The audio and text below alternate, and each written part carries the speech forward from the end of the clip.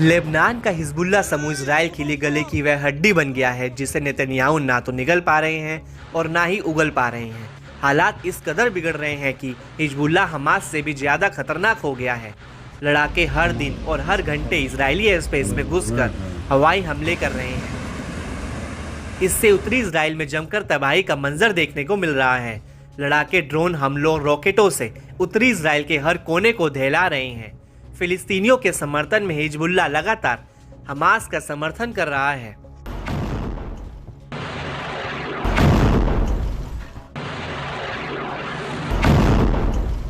इस कड़ी में लेबनान के इस्लामी प्रतिरोध ने प्रमुख इजरायली सैन्य ठिकानों पर ड्रोन और रॉकेट हमलों की सीरीज शुरू की। इसके चलते कटसाविया बैरक में गोलान के 210वें डिवीजन के 7वें बख्तरबंद ब्रिगेड का मुख्यालय भी जद में आया।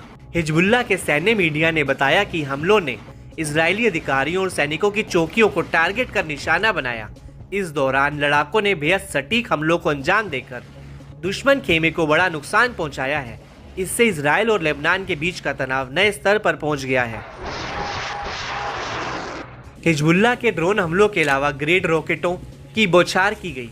इस दौरान मेटाट और शोमेरा बैरकों के साथ साथ पास के इजरायली असेंबली पॉइंट पर भी भीषण हमला किया। समूह ने दावा किया कि यह हमला इजरायली हमले और दायरा शहर में हत्या के जवाब में किया।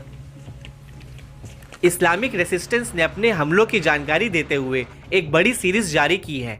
इसमें रामिया साइट पर भारी तोपखाने की गोलाबारी, मार्ज साइट पर रॉकेट हमले और जल अल आलम साइट पर निगरानी उपकरणों को निशाना बनाया।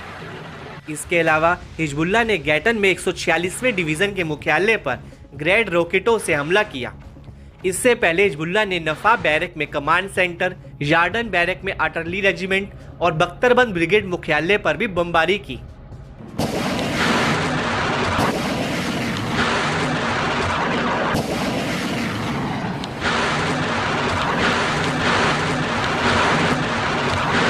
इस बीच इजरायली सेना ने बताया कि हिजबुल्लाह ने पूरे दिन उत्तरी इजराइल पर करीब 115 रॉकेट और कई ड्रोन दागे।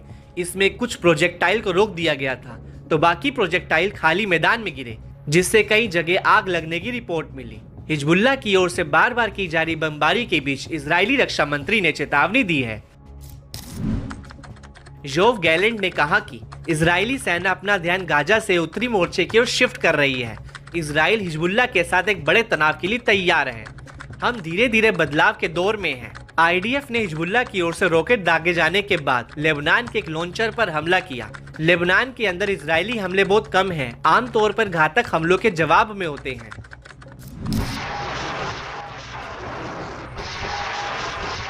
दरअसल लेबनान के हिजबुल्लाह के साथ पिछले कुछ समय से एक बड़े हमले की आशंका जताई जा रही है। बीते दिनों इजराइल ने हिजबुल्लाह के कई कमांडरों को ढेर कर इलाके में हलचल तेज की थी। हिजबुल्लाह लगातार इजराइल को बड़े हमले की धमकियां दे रहा है। ऐसी आशंकाओं के बीच इजराइल भी युद्ध स्तर पर पूरी तैयारी कर रहा है। ईरान समर्थित हिजबुल्लाह समूह ने बताया कि कुछ हमले सोमवार देर रात लेबनान की पूर्वी बेका घाटी में हिजबुल्लाह हथियार डिपो पर आईडीएफ के हमलों के जवाब में थे। इससे पहले सोमवार को उत्तरी इजराइल पर एक विस्फोटक ड्रोन हमले में एक इजरायली सैन्य एनसीओ मारा गया था। आईडीएफ ने सोमवार रात को टायर के पास दक्षिणी लेबनान में एक ड्रोन हमला किया था। इसमें हुसैन सुलेमान नाम का एक हिजबुल्लाह ऑपरेटिव ढेर हुआ था।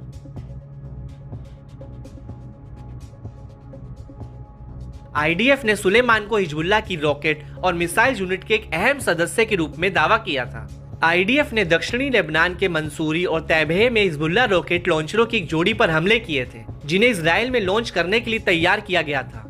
हिजबुल्लाह के बढ़ते हमलों पर इजरायली मीडिया ने उत्तरी बस्तियों में हुए बड़े नुकसान की जानकारी दी।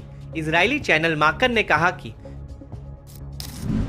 क्रियत शमोना पर चल रही बमबारी के बीच स्थानीय अधिकारियों ने इजरायली बलों की ओर से जारी गाइडलाइंस को मानने का आदेश दिया है।